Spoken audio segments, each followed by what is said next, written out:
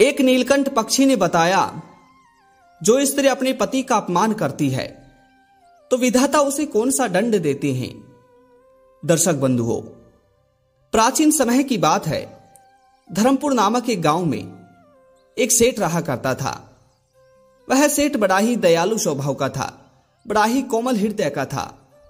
बंधुओं, वह सेठ हमेशा अपने कार्य में व्यस्त रहना ही पसंद करता था। वहीं गांव में सेठ की एक बड़ी ही ऊंची दुकान थी। उस दुकान में सेठ महंगे महंगे आभूषण बेचा करता था। बंधुओं, परंतु सेठ की जो पत्नी थी, सेठ की वह पत्नी हमेशा सेठ से झगड़ा करती रहती थी। हमेशा सेठ से छोटी छोटी बातों को लेकर अनबन बना लेती थी। दर्शकों, इसी वजह से सेठ भी हमेशा दुखी रहा करता था। परंतु अपनी पत्नी से दुखी होकर सेठ हर समय अपनी दुकान पर ही रहना पसंद करता था। श्रोताओ, वहीं गांव के बाहर एक वट वृक्ष पर एक नीलकंठ पक्षी और उसकी पत्नी रहा करते थे। दोस्तों, हर रोज नीलकंठ पक्षी अपनी पत्नी के लिए भोजन जंगल से लाया करता था। श्रोताओं, परंतु अचानक से जंगल में अकाल पड़ गया और अकाल पड़ने के कारण जंगल में भोजन समाप्त हो चुका था। एक दिन नीलकंठ पक्षी और उसकी पत्नी दोनों ही भूखे मर रहे थे। तभी नीलकंठ पक्षी अपनी पत्नी से कहता है, प्रिय, हमारे जंगल में अकाल पड़ा है। यदि इस तरह से चलता रहा तो हम दोनों भूखे ही मर जाएंगे और यहीं अपने प्राण छोड़ देंगे। हे प्रिय, हमें कुछ तो करना होगा जिससे हम अपने प्राण बचा सके। श्रोताओं, तभी नीलकंठ पक्षी अपनी पत्नी से कहता है, प्रिय, यहीं पास में एक गांव है। मुझे लगता है कि हम दोनों को गांव में ही जाना चाहिए और गांव में हो सकता है कि किसी के घर हमें भोजन मिल जाए।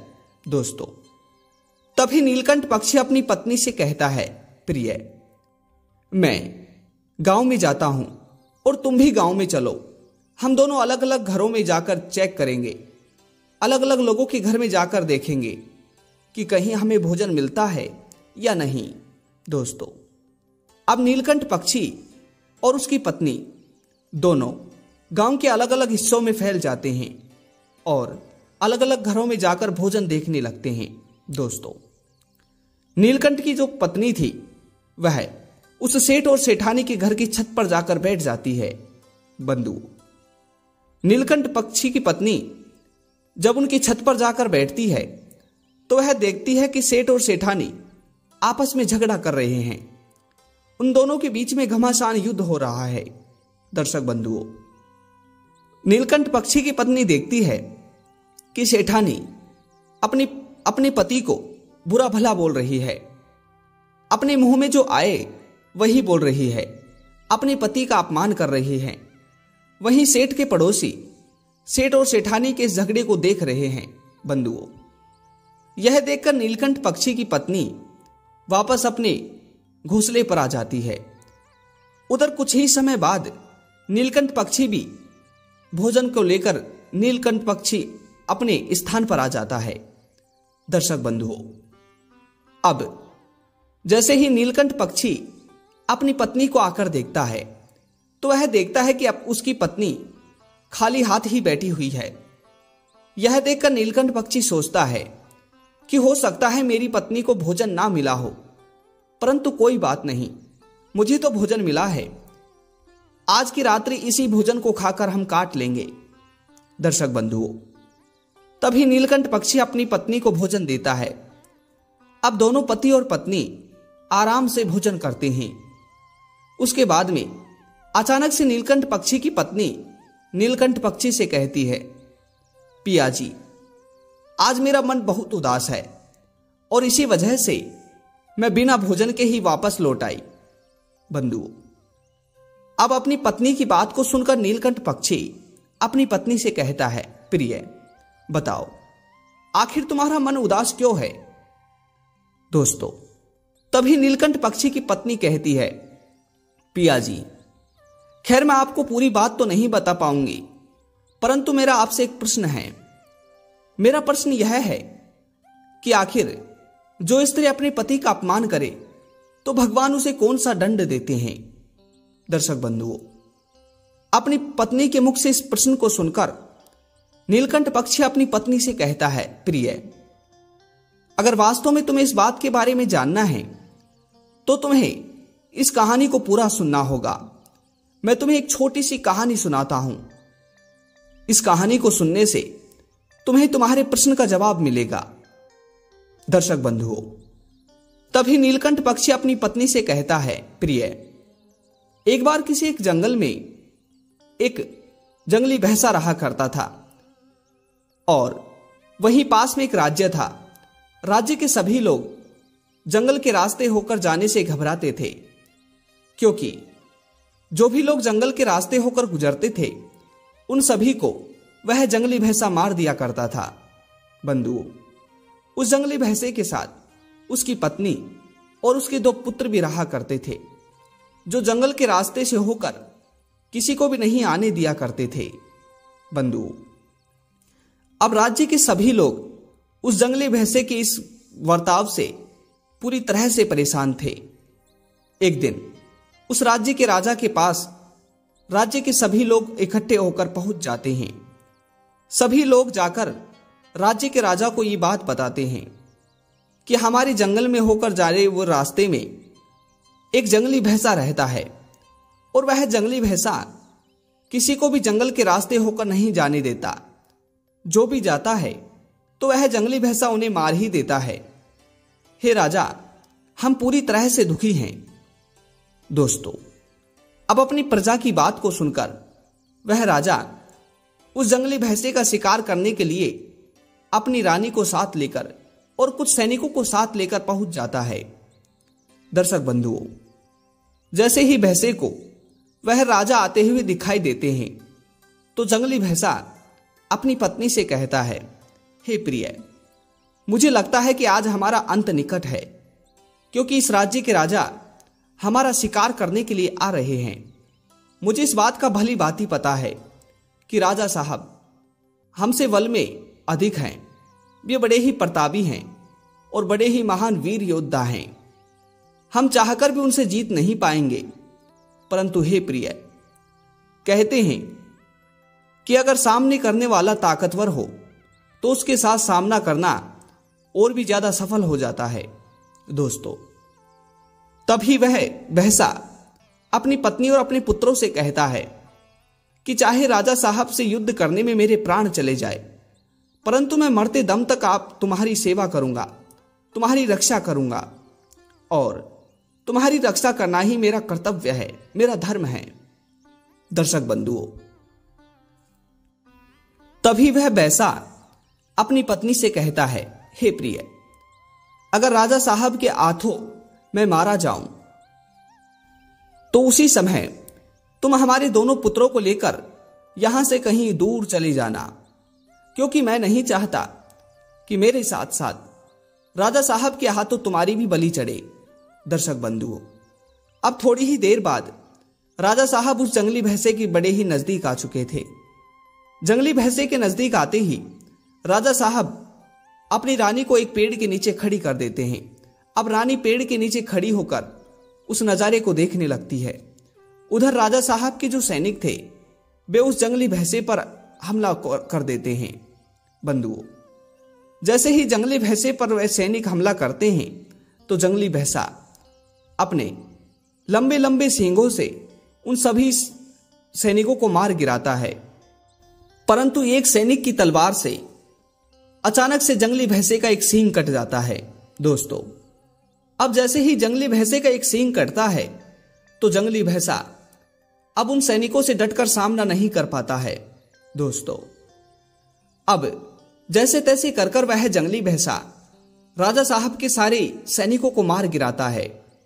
अब अंत में राजा साहब अपनी कमान से अपनी धारदार तलवार को निकालते हैं और तलवार को निकालने के बाद में उस जंगली भैंसे के साथ युद्ध करने लगते हैं।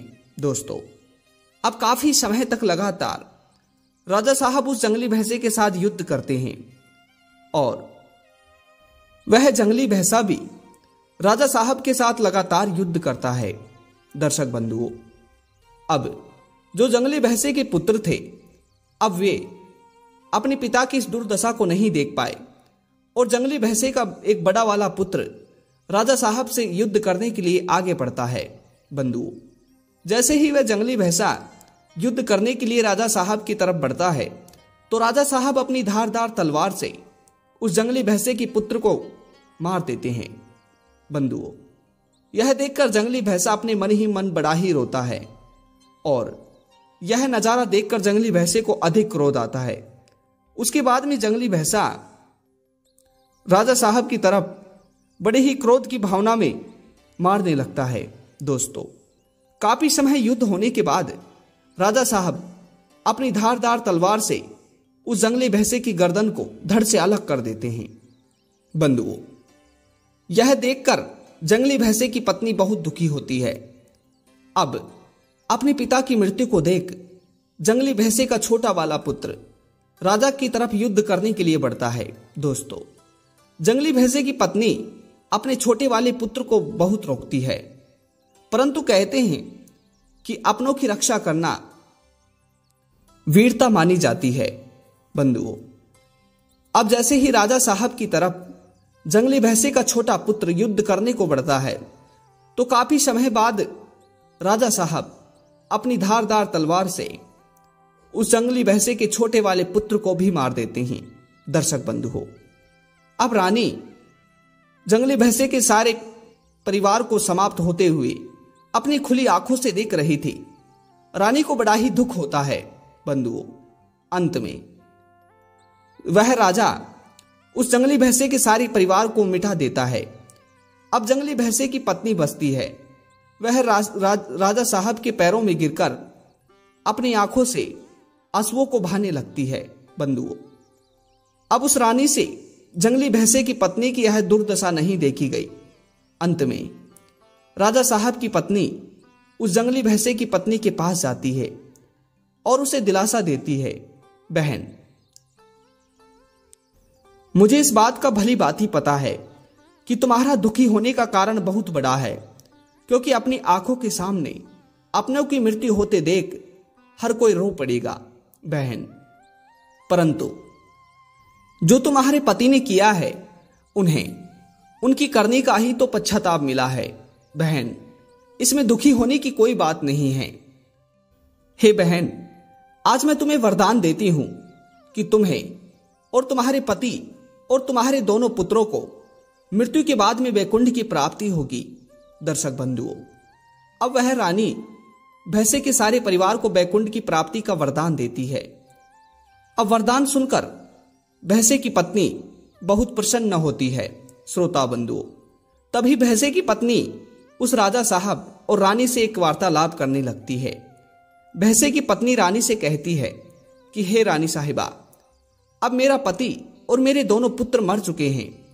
अब मेरा इस संसार में कोई नहीं है और जैसा कि आपके वरदान के अनुसार हम सभी को वैकुंठ ही जाना है, तो मैं चाहती हूं कि मैं अपने पति के वियोग में जलती चिता में जलकर राख हो जाऊं। बंधुओं, अब रानी साहिबा उस जंगली भैंसे की पत्नी की ये मनोकामना पूरी करती हैं। राजा साहब अपने कुछ सैनिकों को बुलाकर उसी जंगल में सूखी लकड़ियों की चिता जलाते हैं। उधर वह जंगली भैंसे की पत्नी उन सूखी लकड़ी की चिता में कूद जाती है और अपने आप को जिंदा ही राख कर लेती है। बंधुओं, अब मृत्यु के बाद में उस जंगली भैंसे की पत्नी और जंगली भैंसे को वैकुंठ की प्राप्ति होती है। दर्शक बंधुओं, इसीलिए कहते हैं कि जो स्त्री अपने पति का सेवा करे, अपने पति की हर बात को माने, अपना पतिव्रता स्त्री होने का धर्म निभाए, तो उस स्त्री को वैकुंठ की प्राप्ति होती है। और जो स्त्री अपने पति की बात ना माने, अपने पति का अपमान करे, जो स्त्री अपने पति के होते हुए पर पुरुषों में आसक्त हो, तो ऐसी स्त्री को नरक की प्राप्ति होती है। और नरक की प्राप्ति होने के बाद भी उन्हें त्रिवेणी नदी में झोंका जाता है।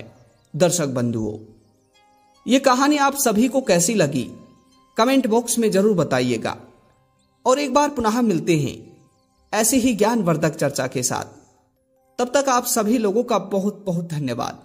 जय श्री कृष्णा। राधे राधे।